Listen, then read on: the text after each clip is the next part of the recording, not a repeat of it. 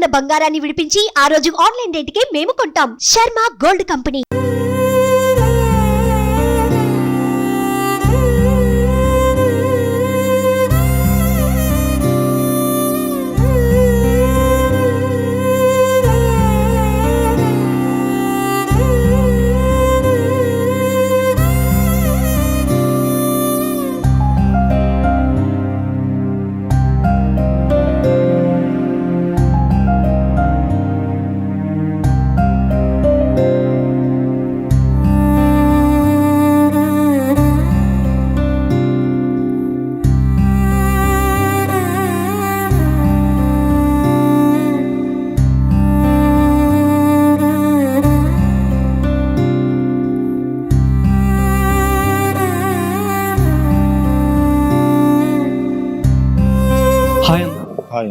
అంటే నిన్న ఇష్యూ జరిగిన దగ్గర నుంచి మీకు ఏ టైం తెలిసిందంటే కరెక్ట్గా ఇది?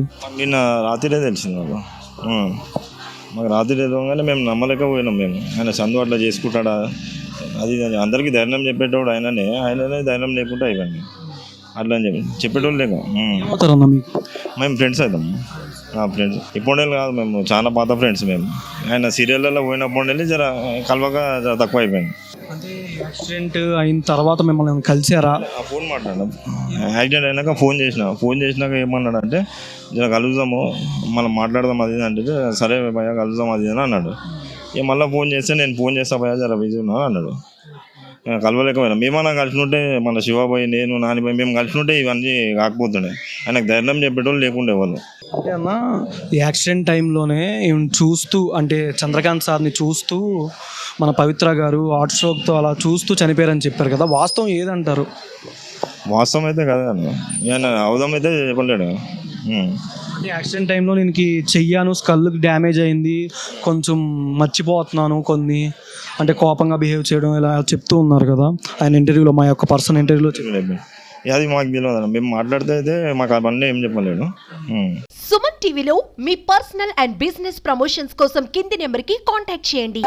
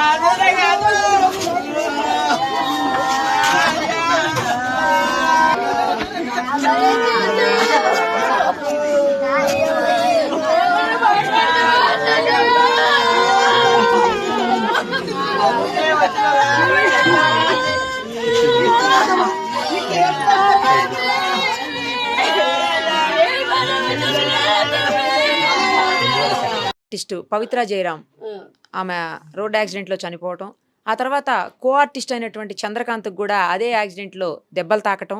అతను 2 రోజుల క్రితమే సుమన్ టీవీకి కూడా ఇంటర్వ్యూ ఇచ్చాడు. ఆ ఇంటర్వ్యూలో చాలా విషయాలు చెప్పారు కానీ బట్ ఎక్కడా కూడా తల్లిదండ్రుల గురించి కానీ భార్య గురించి కానీ ఆయనకు ఉన్నటువంటి పిల్లల గురించి కానీ అతను మాట్లాడలేదు. ఈరోజు సడన్గా సూసైడ్ చేసుకోవటం ఏంటి అనేది కూడా ఎవరికి అర్థం కాని విషయంగా ఉంది. పోలీసులు ఇప్పటికే ఇన్వెస్టిగేషన్ స్టార్ట్ చేశారు. ఆ సూసైడ్ చేసుకున్నది కూడా పవిత్ర ఇంట్లోనే సూసైడ్ చేసుకున్నాడు. ప్రస్తుతం మనమైతే అతని ఇంటి దగ్గర ఉన్నాము. వాళ్ళ అమ్మ, వాళ్ళ భార్య, వాళ్ళ నాన్నగారు అందరూ ఇక్కడే ఉన్నారు, వాళ్ళ పిల్లలు. ఒకసారి ఆ తల్లితో మాట్లాడదాము. వాళ్ళ ఆవేదన చూస్తుంటే గుండె తరుక్కుపోతుంది. అసలు గుండెలు అవిసేలా ఏడుస్తా ఉన్నారు తల్లి, భార్య ఇద్దరు కూడాను. ఎవరు ఆపేటువంటి పరిస్థితి లేదు. ఎందుకు ఇలాంటి పరిస్థితి?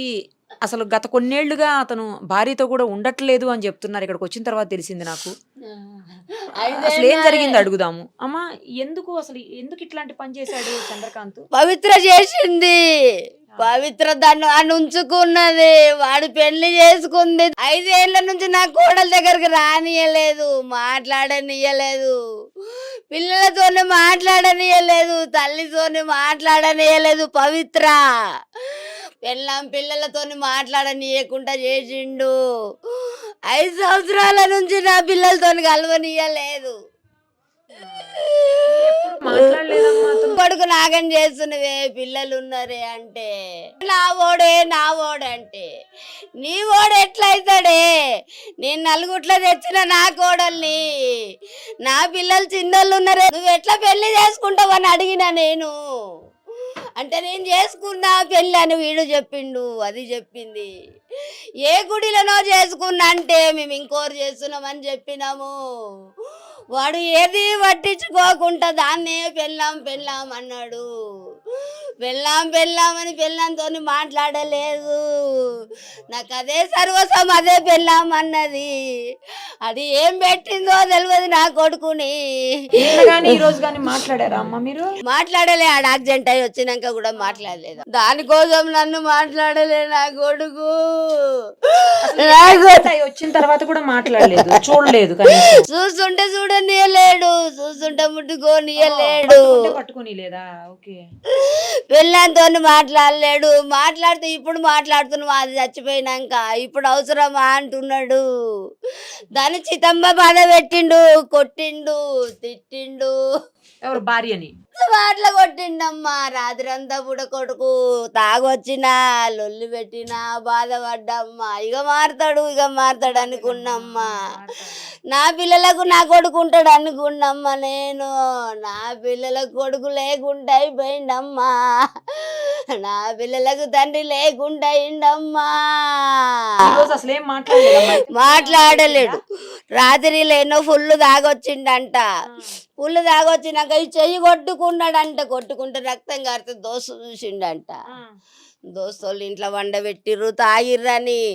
పండబెడితే మళ్ళీ ఆడవే చూస్తే రాకుంటాడేమో మమ్మల్ని చూసి పండుకొని ఏడనో ప్రశాంతంగా రెస్ట్ ఉంటుందని పండుకోమని చెప్పి వచ్చినామమ్మ. ఆ దోస్తే ఇంత తినబెట్టిండంటమ్మా. తినబెట్టినాక పండుకుండేమని పొద్దు నుంచి ఫోన్లు చేస్తున్నాం. పిల్లని దగ్గరికి పోలే, ఏం పోలే. నా దగ్గర రాలేడు. ఏం రాకుంటాయో రాకపోయాని చెల్లె ఫోన్ చేస్తుంది, పిల్లం ఫోన్ చేస్తుంది, ఫోనే ఎత్తుతలేడు. ఎల్ఐసి కోసం చచ్చిపోతే పైసలు వస్తాయంట కదా, దానికోసం పోతున్నాను. ఎవరికో చెప్పిండంట దోస్తుకు. దానికోసం చెప్తే ఇంకా వస్తలేడు కొడుకు. నాష్ట తినలే, ఏం తినలేడు అనుకున్నామ్మా నేను. ఒక్కడేనమ్మా? ఇంకా ఉన్నారా? నాకు 2 కొడుకులు, 1 బిడ్డ అమ్మా. అయితే మాత్రం ఫోన్లు చేస్తా ఉన్నాం. 12 గంటల నుంచి ఫోన్లు చేస్తుంటే ఫోన్ ఎత్తుతలేడు. దోస్తులే కదా ఈ రోజు 12 గంటల నుంచి ఫోన్లు చేస్తా ఉంటే ఎత్తుతలేడు. అడా దోస్తులకు అందరు చేస్తేనే ఉంది పెళ్ళాము, ఎత్తుతలేడు. ఎత్తకుంటే మళ్ళీ యాదికొచ్చి అడగిట పోయి వండుకున్నాడో ఏమని యాదికొచ్చి ఇందాక 5 గంటలకు పోయిర్రు. 5:30కి 2 పిల్లల్ని పంపించినాము. పంపిస్తాడో పోయినాక వాళ్ళు చక్కగా చెప్పలేరు. వాళ్ళకి అయిపోయి తిన్నారో ఏం తిన్నారో. తర్వాత వాళ్ళ కొట్టిర్రంట, కాళ్ళకు బట్ట కట్టుకుండంట, మెడ చుట్టుకుండంట. ఫ్యాన్కి వేసుకుండో దేనికి వేసుకుండో తెలియదు నాకు. సూసైడ్ చేసుకున్నాడని మా ఆయనకి ఎవరు చెప్పాక మా ఆయన ఏంటిండమ్మా. నీకు ఊరి పెట్టుకున్నంత అవసరం ఏమొచ్చింది? దాని పిల్లలు 20 ఏళ్ళు ఉన్నారు. ఆ పిల్లలు 5 ఏళ్ళ పిల్లలు, ఆ పిల్లలు 6-7 ఏళ్ళ పిల్లలు. నీ వయసు ఏం పోయింది బిడ్డ? నీ వయసు ఏం పోయింది? పిల్లలు లేకనా, పిల్లలు లేకనా, తల్లి లేకనా అమ్మా. అదొక్కది మా సంసారం అంతా ఖరాబ్ చేసిందమ్మా. దాన్ని రానియకపోతుండే, ఆడికే రమ్మని పిలుచుకుంటుండే, పిల్లలతో మాట్లాడనియకపోతుండే. అది వచ్చి ముట్టుకుంటే పిల్లలు కూడా రాకపోదురమ్మా. అదే పెద్దమ్మ పెద్దమ్మ అని చెప్తుండమ్మా. మేము నమ్మలేదమ్మా. వద్దు బిడ్డ, దాన్ని వదిలేసుకో బిడ్డ అని చెప్పినాము. దాని అమ్మగారింటికి తోలుకపోయింది. 4 రోజులు రానని చెప్పి పోయిండమ్మా. 4 రోజులు రానని చెప్పి పోతే వచ్చేనాడే యాక్సిడెంట్ అయ్యిందమ్మా వాళ్ళకు. 1 గంటకు ఫోన్ చేసిండమ్మా. 1 గంటకు ఫోన్ చేస్తే తాగి ఫోన్ చేస్తాడు అనుకున్నామమ్మా మేము. రాత్రి పూట 1 గంట అయిపోయినాక నా కాళ్ళు వేసలేదే, నా కాళ్ళు వేసలేవు, కార్ యాక్సిడెంట్ అయింది అన్నాడమ్మా. కార్ యాక్సిడెంట్ అయిందంటే నా కోటల దగ్గర కురికినమ్మా నేను. అమ్మా కాళ్ళు వేసలేవంటే పవిత్రలు వేసలేదే, పవిత్రలు వేసలేదు అన్నాడే. ఏమైంది చెప్పు అంటే కారు గుద్దిపోయింది అన్నారమ్మా. నువ్వెట్లున్నావంటే గవర్నమెంట్ హాస్పిటల్ చూపించిరన్నారమ్మా. మేము ఇంటికెంచి వాళ్ళ దోస్తులను పంపించి నా 4గురిని నువ్వు దూరం ఉండి చూడమని చెప్పిండమ్మా. నువ్వు దూరం ఉండి చెప్పమంటే దోస్తులందరూ విన్నారమ్మా. మళ్ళీ నా కొడుకే అన్నాడు చచ్చిపోయింది అన్నాడు. మళ్ళీ అన్నాడు 5 ఏళ్ళ నుంచి మీరు దూరం పెట్టిరని చెప్పురని చెప్పిండు. తల్లిదండ్రులు దూరం పెట్టిరు, పెళ్ళాన్ని దూరం పెట్టినప్పుడు అన్నారు. లేకుంటే నా కోడల్ని తీసుకొని నేను అడిగి పోతుంటే అట్లా గిట్ట అన్నాడేమో అనుకున్నామ్మా నేను అని ఉల్టా సీదా మాటలు చెప్పిండు. మీరు ఏమైతారండి? చెల్లెలు? చెల్లెలండి, సొంత చెల్లెలా? సొంతం చెల్లెలండి. ఎప్పుడు మాట్లాడారు? నేను నాతోటి లాస్ట్ మాట్లాడాడని 9:38కి, మార్నింగ్ 9:38. ఎక్కడికి వెళ్తున్నావు, ఇంటికి రా అంటే లేదు నేను పవిత్ర చనిపోయింది కదా, తన ఇన్సూరెన్స్ కోసం నేను వెళ్తున్నాను, ఎవరు వద్దు నాతోటి, నేను ఒక్కడిని లక్కడి కబుల్కి వెళ్తున్నాను అని చెప్పేసి వెళ్ళిండు. నేను మళ్ళీ తర్వాత కాల్ చేసిన, తర్వాత 10కి కాల్ చేసిన, తిన్నావా అని కాల్ చేసిన. తర్వాత గంట కాల్ చేస్తూనే ఉన్నా, లిఫ్ట్ చేస్తారు, ఏదో పనిలో ఉన్నాడు కదా అని అందరినీ పంపించిన, అందరి ఫ్రెండ్స్కి ఇంటి అందరికీ కాల్ చేసినాం, ఎక్కడా లేడు అన్నాడు.